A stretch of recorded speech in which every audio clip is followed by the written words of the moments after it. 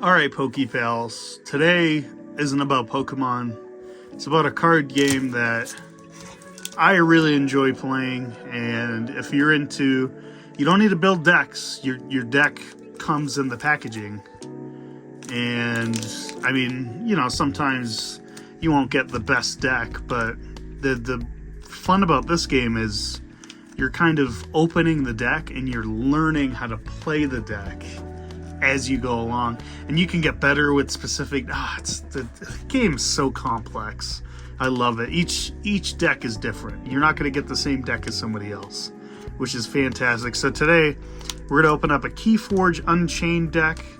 I'm going to go ahead and open that up. It does have a QR code to go ahead and get that onto your deck list on the website, keyforging.com. So I'm not going to show that off to you guys because, you know, I want possession of the deck. But let's go ahead, let's jump into this. Unchained's different from the regular game. You can get any cards from any set. And there's a lot of Mavericks. Mavericks are just creatures or artifacts or play cards or upgrades that come from different houses than they normally should. So we have Logos, Saurian, Sanctum, sorry.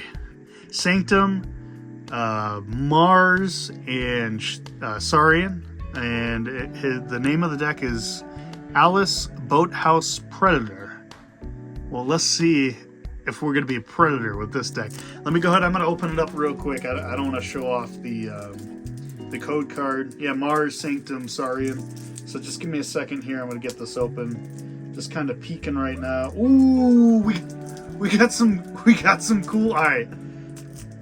No spoilers. We're going to go ahead and jump into this real quick here. And I'm going to put the code card over here, because again, I don't want anything to happen to that. And our token is this guy. Token is Defender. So Wings of Exchange, you get tokens. That is awesome. The Defender, Human Knight, doesn't have an ability. The ability would be at the bottom here.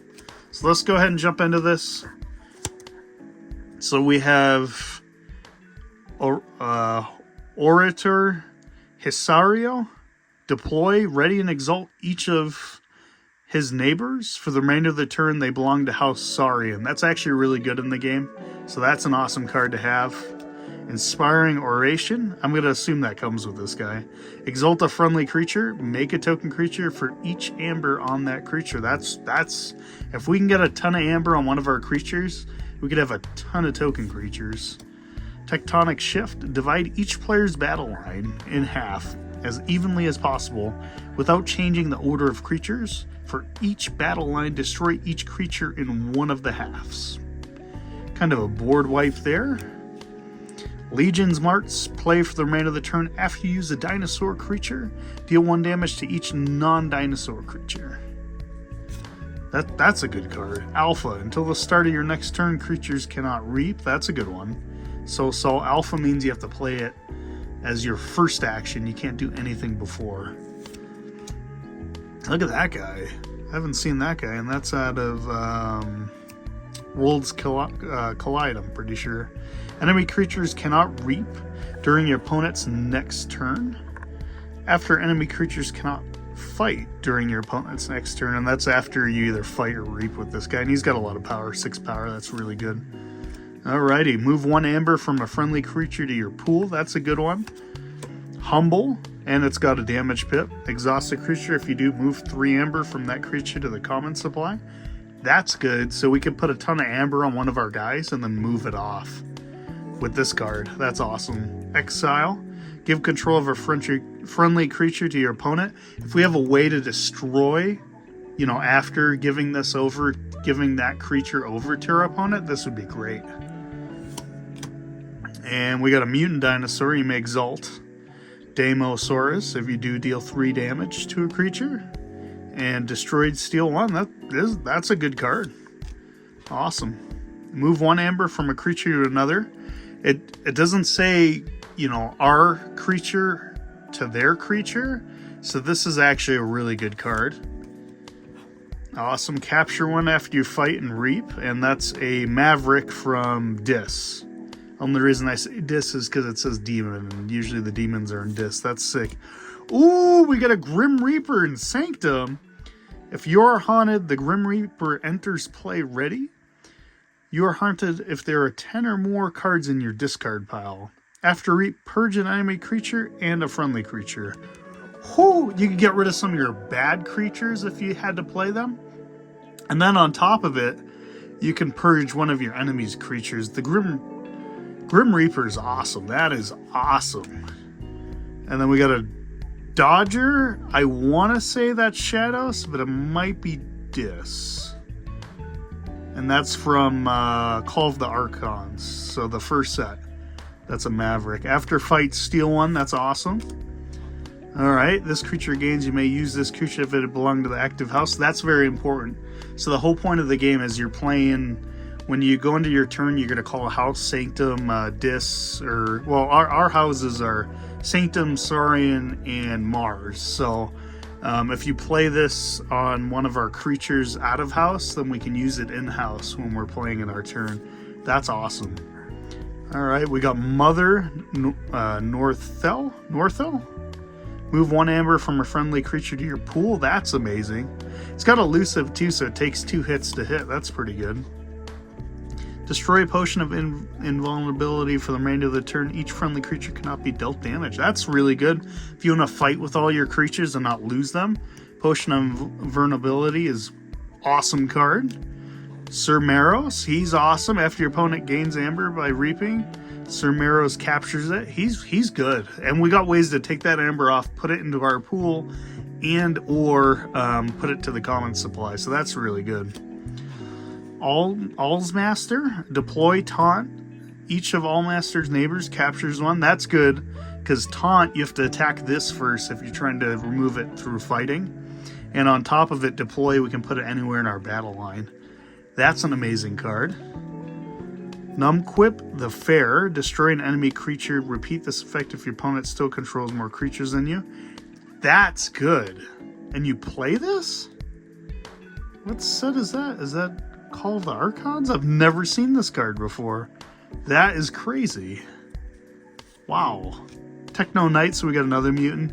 Discard a card from your hand if you do draw a card, and it's got 2 armor. That's really good. Halo of Enlightenment. This creature cannot be attacked while its controller controls a token creature. Make a token creature. Alright. This is like our only token creation so far, so this card is not going to be very useful on here, unfortunately. Archimedes, and it's got a damage pit. Oh, I kind of missed to see if anything else had, enhanced pips. Each of Archimedes' neighbors gains destroyed archive this creature. That's really good, because it goes into your archives, and then at the beginning of the turn you can call your archives up and replay the cards. So that's really good. First or last, choose one. Purge each creature with the highest power. Purge each creature with the lowest power. That's a sick card. That's not a Maverick? What's it? Oh, that's I think Dark Tidings. Oh, what do we got here? Ooh, Ecto Charge. Play, forge a key at +20. You need 6 amber, so you're forging at 26.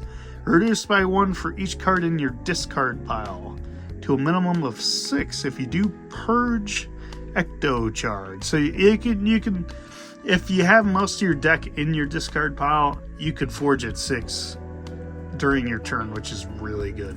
And you only forge at the beginning of your turn. You usually don't forge in the middle unless you have a card like that to do it. Killzord MK 9001. This creature gets +2 armor and +2 power. This creature gains skirmish and after fight gain 1 chain. The gain 1 chain is not good because you're drawing less during your draw phase, but that is awesome actually. I dig that a lot. Stun each non-Mars creature, gain 2 chains. We're gaining, that's 3 chains off 2 Mars cards. That's not very good. But stunning is good because then you're slowing your opponent down. Irradiated Amber. If your opponent has 6 or more, deal 3 damage to each enemy creature. That's really good. Yeah, that's another rare that I might have seen it. Scoop Up. Put a friendly non-Mars creature and an enemy non-Mars creature into your archives. And then it says if that enemy creature leaves that archives or returns to your owner's hand instead. That's a good card. Deep Probe. Choose a house, reveal your opponent's hand, discard each creature of that house revealed this way. Ooh. That, as long as they have creatures in their hand of the house you call, this is a really good card. Rain Dart's a really good card too. Enrage an enemy creature, it captures one from its own side. That's... Oh, there's 2 of them. That is awesome. Suspend an animation. Put a damaged enemy creature into your archives. If it leaves your archives, put it into its owner's hand instead. Ooh, that's decent. That's an action card. Put a friendly creature on the bottom of its owner deck if you do make 2 token creatures. Wow, that's a good outpost. For each friendly Mars creature, deal 2 damage to a creature. You may choose a different creature each time. And then Murrox the Red. No, Memrox the Red.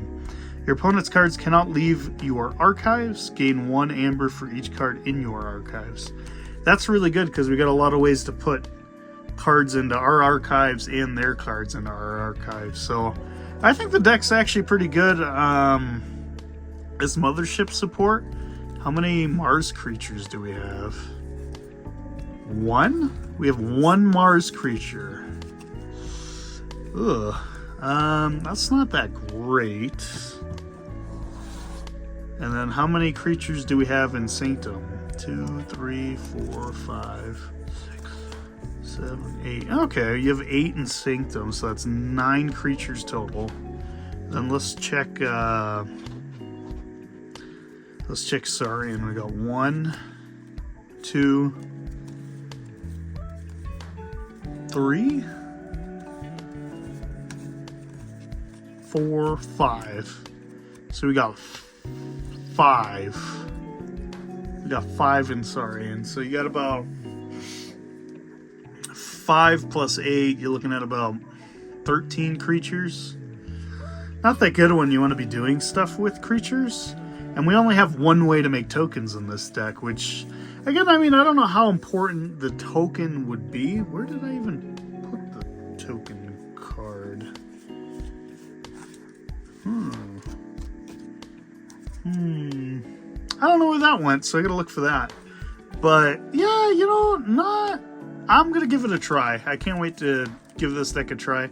I'll bring it out Wednesday and see if, you know, it does something special or not.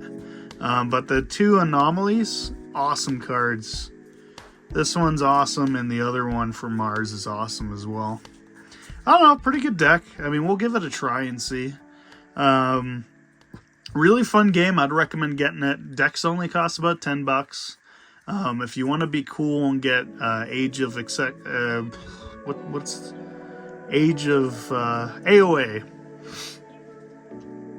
They're about $20 on Amazon. $20 after, you know, shipping and everything. And $20 as in, like, you get 12 decks. I split a box with my buddy Johnny, so I can't wait to open the box and kind of try the decks out.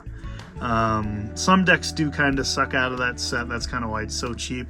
But I mean, like, good way to start, I would highly recommend the cheapest option, which would be the $20 for the whole box. And you might even get a deck you'll enjoy. I have an AOA deck that I really enjoy in my collection, so you never know. Thanks for watching the video. We'll keep opening up some crazy stuff on here. Probably next video we'll go back to Pokemon, either Pokemon cards or Pokemon Go. If you're interested in Keyforge, you know, shoot me a comment, shoot me a like, you know, let me know. And yeah, thanks guys. Have a great rest of your day.